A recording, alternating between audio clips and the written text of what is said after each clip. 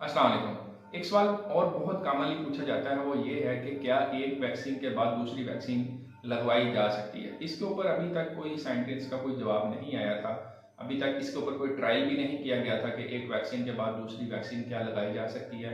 क्या एक vector vaccine के बाद जो है वो जो दूसरी डेड वायरस वाली वैक्सीन लगाई जा सकती है, या एक डेड वायरस वाली वैक्सीन के बाद जो है वो वेक्टर वैक्सीन लगाई जा सकती है कि नहीं।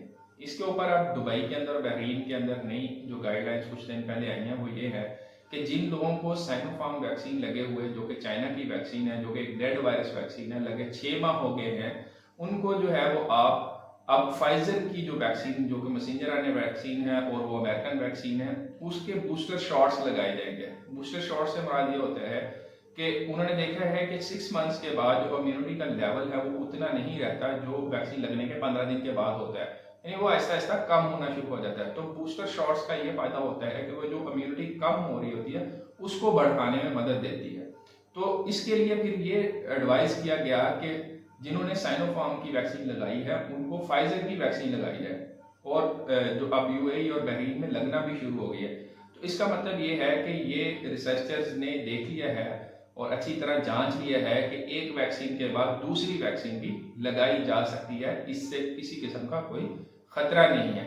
लेकिन कितनी ड्यूरेशन के बाद लगाई जा सकती है इसके ऊपर अभी भी बहस हो रही है।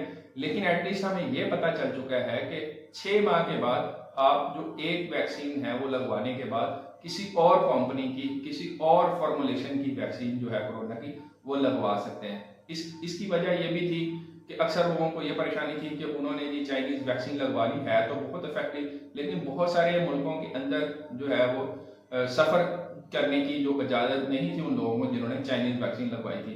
तो वो काफ़ी परेशान थे कि शायद हमने ये वैक्सीन लगवा ली है और दूसरी वैक्सीन हम ना लगवा सके, फिर हम कैसे ट्रैवल करेंगे। तो उन लोगों के लिए भी एक अच्छी खबर है कि 6 मंथ्स के बाद तो एटलीस्ट वो सेकेंड वैक्सीन लगवा सकते हैं। इसका जो है वो डुअल बेनिफिट होगा कि एक वैक्सीन एक फॉर्मुलेशन की है, दूसरी डिफरेंट फॉर्मुलेशन की है, आपके दोनों जो इम्यून सिस्टम है उनको एक्टिवेट करेगी, और इसका लॉन्ग टर्म जो है वो फायदा भी देखने में नजर आएगा। वीडियोस को देखने का, चैनल को सब्सक्राइब करने का, मेरे लिए नेक तमन्नाएं भेजने का आपका बहुत शुक्रिया।